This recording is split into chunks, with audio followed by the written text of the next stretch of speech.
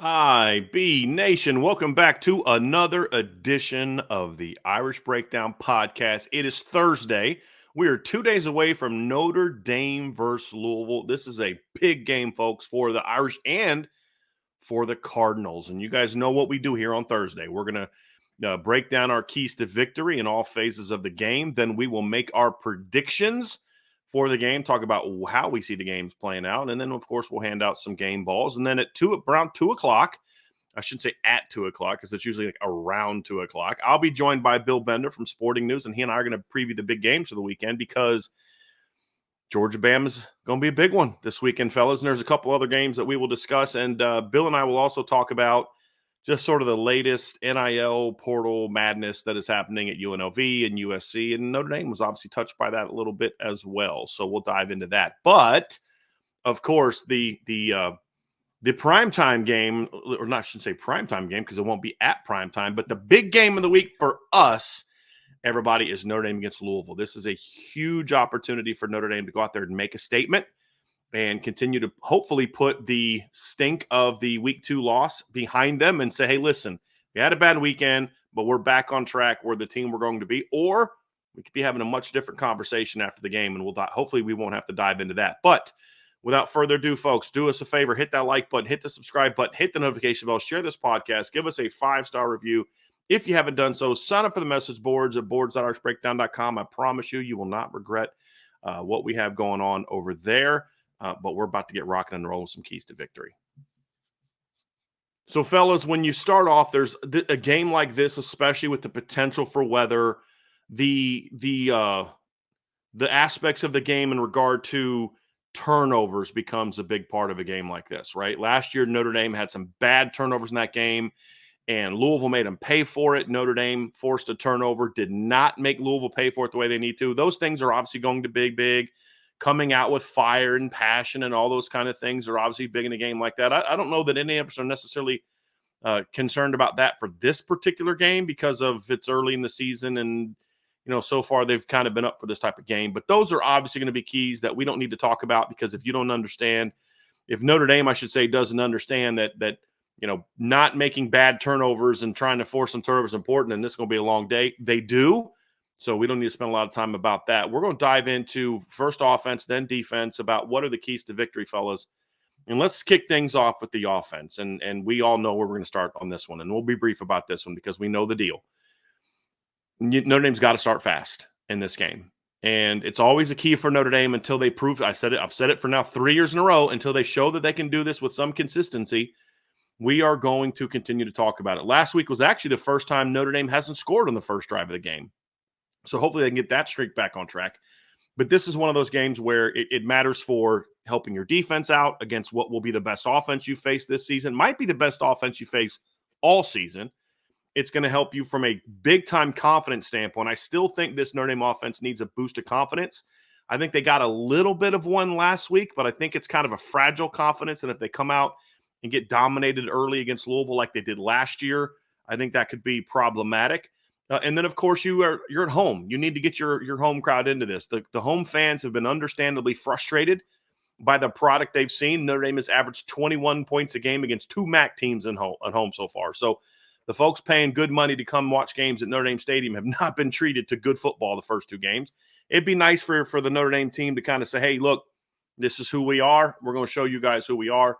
Those are all reasons for a fast start. We don't need to continue to hammer on that point. That is a vital piece of the game for the reasons we always talk about. Let's get into some other reasons, however, fellas, that this game is going to be important. And of course, running the football is important. But the key to me, and I'll kick things off to you first, Trevor. The key to me is obviously you have to establish a running game, but the key for me isn't just establish a running game, it's how. I want to focus on the how. And I don't know that this is a Louisville team. I think Notre Dame actually has been a good run blocking team this season so far. I don't know if this is a Louisville team you can just run out and run inside zone 25 out of 30 snaps and just think you're going to push them off the ball and make big plays. You need to run. You need to be who you are. We need to see inside zone and counter. But I think a big key to this game is doing different things in the run game to keep them off balance. So, yes, mix in some buck sweeps, maybe mix in some toss, maybe throw a couple wrinkles we haven't seen yet that involve the quarterback and the running backs, maybe doing some, some 3 different option type of things. But you need to do some things that not only go north-south, but go a little bit east-west and have the Louisville linemen and especially the Louisville linebackers guessing about where the ball is. I think that's going to be a very essential part, Trevor, to actually getting the run game going. So the key isn't so much run the ball. We know that. It's in order to run the ball, I really believe they have to be versatile and mix up the run game in ways that maybe we haven't seen, because I don't know that they can bully this team the way they have past teams. Creativity in the run game is going to be huge for Notre Dame on Saturday. Brian, to your point, it can't just be a game where Notre Dame lines up and says, hey, we're running inside zone, try to stop at Louisville. It's not going to be one of those. I'll even take it a step further and build off of what you said. I think they also need to incorporate some plays that extend the run game as well. So look for quicker screens, looking for Jeremiah Love or Jadarian Price in the flat. There's going to be a big emphasis on do what you can to get the ball into the hands of your playmakers. Like we talked about yesterday, game wreckers on offense for Notre Dame. You have Jeremiah Love, Jadarian Price, Riley Leonard, and what they can do to really open up this offense. I think that starts with being extremely creative in the run game, not just lining up in 11 or 12 personnel and saying, hey, we're running it down your throat. So I'm very interested to see what they do from a creative standpoint and what they do to get Riley Leonard a little bit more involved outside of just backside zone read or quarterback power, and looking for different ways for them to get the ball in the hands of Jeremiah Love and Jadarian Price. Ryan, I was going to lead you into this, Ryan, because it's not that we don't think that Notre Dame can run on Louisville. It's an awareness that what the strength is of their rush defense is there's a reason over the last 2 years they've held opponents to under 100 yards a game rushing. It's not by accident. There's a reason that they shut Notre Dame down. And I would argue they're even better in that area this year, which is the front, especially the inside, even than they were last year. And that's why you have to be, if you're going to have success in the middle, you have to do some different things that maybe slow those guys down a little bit. Well, I was going to say is that we've literally been at a game before where Notre Dame just said we are just going to run inside zone and duo a million times against Syracuse that averaged probably about 255 pounds across the board, right? Where you're like, yeah, I could do that against that team because they are undersized and we have the obvious physical advantage there. This game, I've been honest about it all week on Twitter or anything else I've been doing. This defensive line for Louisville, particularly on the interior, because a lot of people are going to talk about Ashton Gelati, and like I get it, right? He's a very good player, and he's a physically dense dude who moves up and down the line of scrimmage at times as well for Louisville. But I am terrified about this interior a little bit more than I am Ashton Gelati. Like I keep watching Rennie Conga, who is number 90 for their defense. I keep watching Tell, number 99. I keep watching Dawson, 93. I keep watching Thor Griffith, the Harvard transfer, number 50, who's a backup on this team. And I'm just like, this is a different Louisville team than we're used to, man. Like they have depth on the interior defensive line that is, it's just uncommon. You don't typically see this amount of depth on a Louisville team or most ACC teams outside of maybe Clemson on a year-to-year basis for the most part, right? So this is not a game where I'm just going to, like Rocco Spindler is going to win reps on Saturday. Pat Coogan will win reps. Sam Pendleton will win reps at times, but they're not just going to be able to just move this line of scrimmage in your favor consistently without being able to keep them. You got to keep them moving up front. Ultimately, man, like I don't want to just run into 90's chest all day. I want to work him to the sideline at times. I want to work him against down blocks at times. I want to move this offensive structure all over the place because running it to the teeth of the defense is not going to be sustainable and it's not going to be successful. Like this is going to be, if you just want to run 2 to 5 yards at a cloud of dust all day, I guess you can try to do it if you want, but like that is not advantageous enough to winning a football game against this Louisville front. So 90, 99, 93, 50, they're all really good football players. You'll see number 9, Ashton Gelati, reduced down at times, playing like some 4-4-I at times as well because he's a physically dense dude. You have to be able to hit the edges in this football game, maybe hit some counter, get out in space. Like you're going to have to be a little bit more diverse run scheme wise, because if you think that you're just going to bully the interior of this defensive line from start to finish, I think you're probably wrong. Like, there's always that chance that I'm wrong in that instance, but like, Well, I just look at this team and I'm just like, the first and second team, like, there's not much separation. Like, when you throw Thor Griffith and number 99 in the game, it's like, okay, maybe they're not quite as good as 90 and 93, but like, but they're they're not good. far Yeah, behind. They're they're good. really good depth. So you need to be able to tire that depth out. And there's one way to do that. It's make them move all the time, keep their head Yeah. guessing a lot. It's also, Ryan, like they're not a massive interior. Like Thor Griffith has some size and the other guy's about 300, but they're not trotting out 300, a bunch of 320 pounders that are going to eat up space. They are aggressive, attacking, get after it defensive line. And I do think that there can be success with the inside zone, especially having the quarterback where maybe you can wash them down and catch a couple. But I think that's going to be made more successful by keeping them off balance. And I also think when you have a run scheme that's as aggressive as this one, this is a game where I think some pin and pull type stuff can be effective because there's times they're going to catch you for a -2.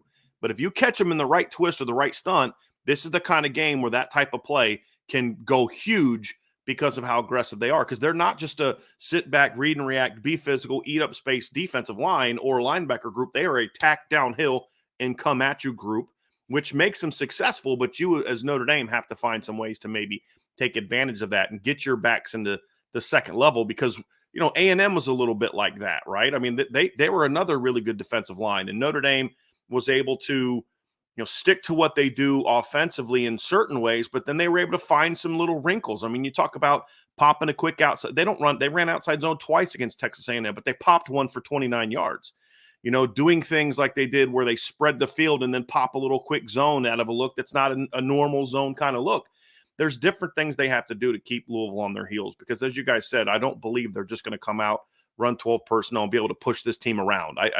Maybe if your goal is to win 17-13, maybe you can do enough to win 17-13 because your defense gives you 2 short fields. But you're going to need to have the idea of helping your defense out in this game and not just thinking you're going to ground and pound. And that leads into point number 3, key number 3. You've got to find a way to get Riley Leonard going. And what we have learned from Riley Leonard is when he gets going is when he is incorporated early into the running game as well. That is another key to this. And I think that I would like to see Notre Dame be a little bit more creative with its quarterback run game in this game. I think they were successful with the quarterback run game last week because Miami was so obsessed with stopping Jeremiah Love and Jadarian Price that they just left some wide open holes for Riley Leonard. And I think Louisville you heard Jeff Brom talk about it. They're more aware of their struggles stopping the quarterback run. And we talked about it yesterday, Trevor. If I'm Louisville, I'm going to say our game plan is keyed on 13. And then we're expecting our D-line to dominate, which is going to slow down 4 and 24. Notre Dame's going to have to find some ways to take advantage of that to get Riley Leonard going in the run game, but especially you have to use that and use what you do early to get him going in the pass game. In my view, the weakness of this defense, especially with Quincy Riley battling an ankle injury that he suffered last week, is their secondary. They can be thrown on. Now, Notre Dame has not shown that they can throw on people so far this season. You've got to find ways to change that. At some point in time, that's got to change.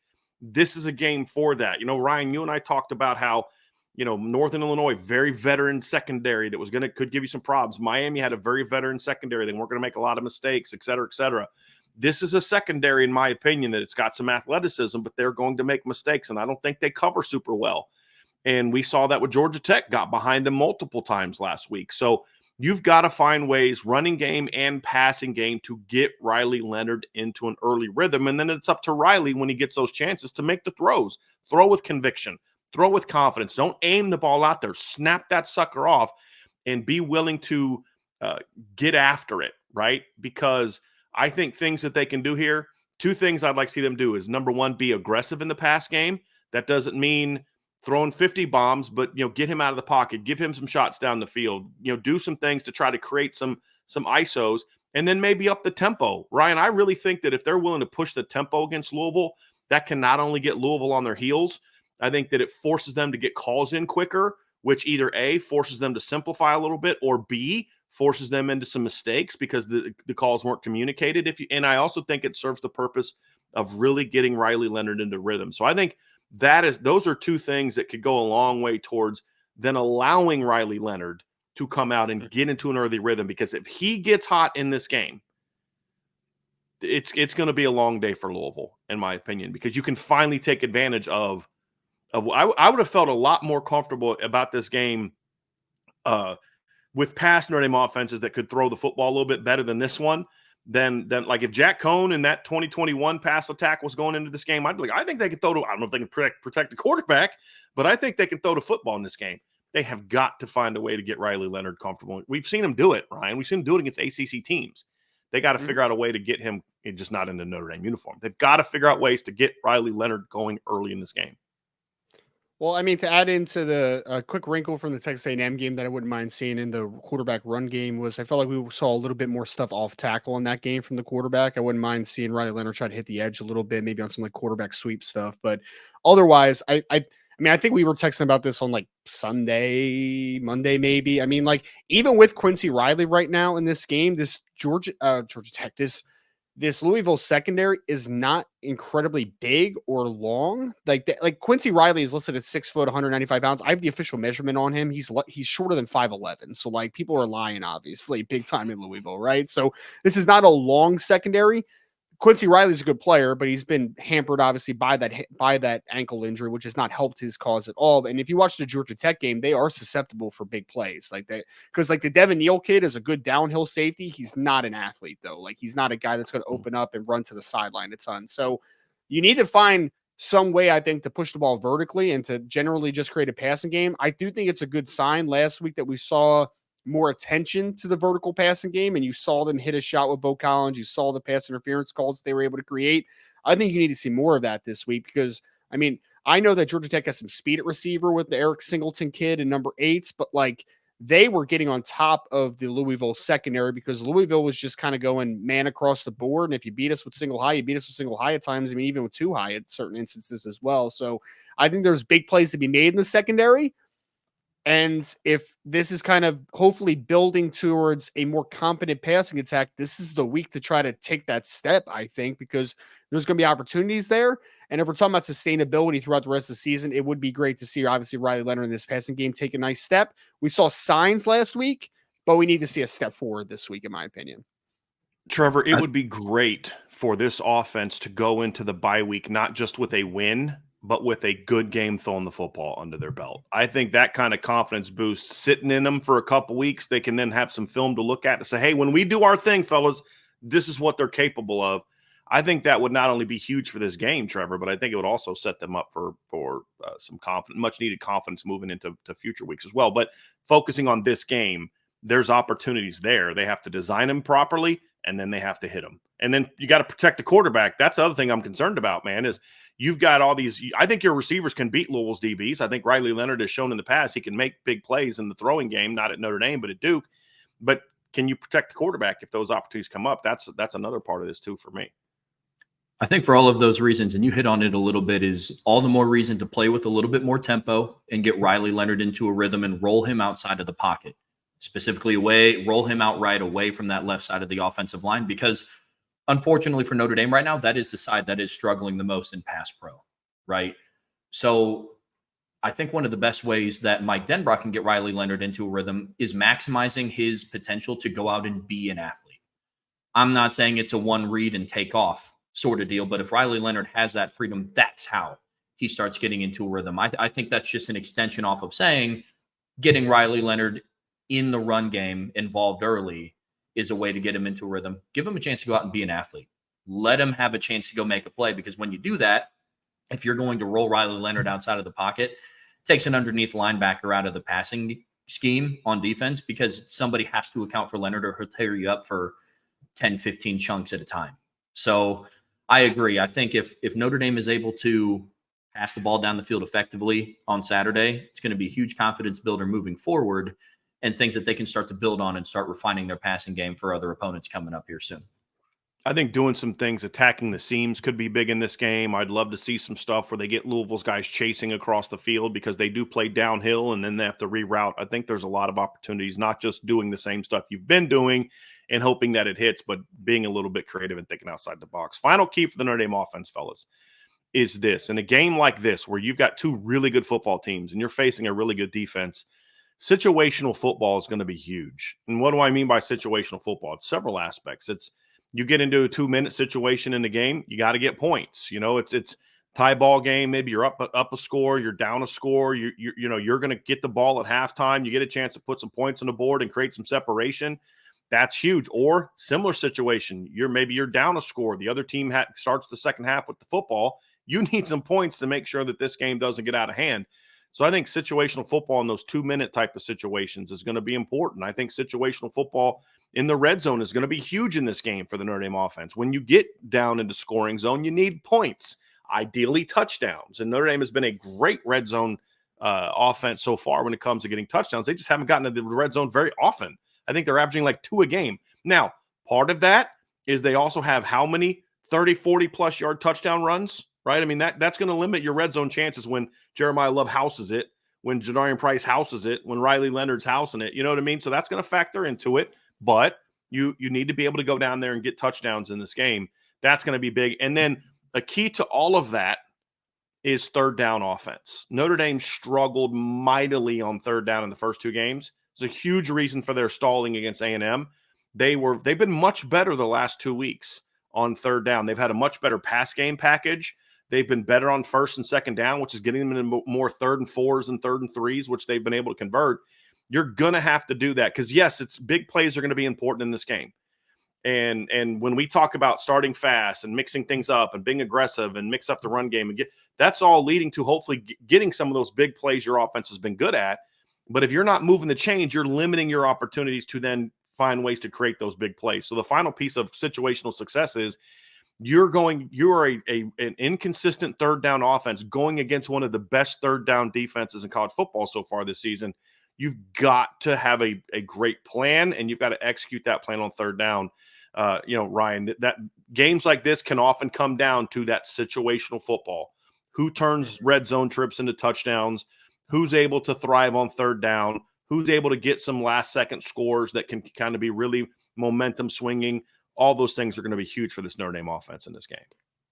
Well, I know the Notre Dame defense against the Louisville offense, like you look at it in a vacuum and you're like, Notre Dame's defense is tremendous. Louisville has a chance to be a really good offense, obviously, too. They have the makings of it. But ultimately, when you're facing a really good offense like Louisville, I want to keep the pressure on them, right? And what's the best way to do that is to prolong drives, to put extra points on the board, to make them have to come from behind. Because when we get into obviously the Louisville offense here a little bit deeper in this podcast, we'll talk about the explosive play potential that they have and the playmakers they have and the pass game potential that they have and all these great things. Well, the best way to keep that team off the field is to continue to continue drives, right? To get a 3rd and 4 when when your back's against the wall a little bit, to not have to settle for a field goal and prolong the drive that way, to put 4 extra points on the board comparative to 3 in a field goal perspective, right? So I think that maintaining those drives, sustaining those drives, and then also finishing with big points, I think that puts Louisville's offense in a tougher position against one of the best defenses in college football on paper. So I think that you need to put the pressure on Jeff Brom and the Louisville offense, because if they are just comfortable and they're not worried about having to play catch up too much, I think that is obviously where they would rather be. It's kind of like a clear eyes type of feeling in that regard. And I think that the best way to help out your defense is to also sustain offensively as well. Guys, I think when we saw this last week against Georgia Tech, how many times did we see them in 3rd and short yardage situations and just get stuffed? I think one of the early field goals they settled for is 3rd and 1. Tramel Jones loops around, nobody sees him, boom, blows up the running back in the backfield. If Louisville can convert some, or if Georgia Tech could have converted a couple of those early third downs, that game might have looked a little bit different. But the big I think the big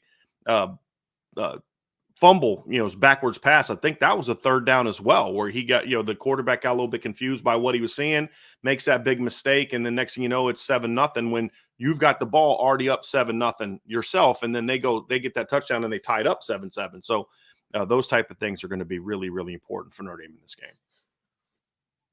Another important factor, too, is staying ahead of schedule on first down and making sure that you're mitigating the risk of negative plays. And Louisville's front seven is really good at creating havoc in the backfield. So staying on schedule on first down. And right now, Notre Dame as a team is converting third downs at a 38% clip on the season. So keeping drives alive, to Ryan's point, is going to be great for complementary football.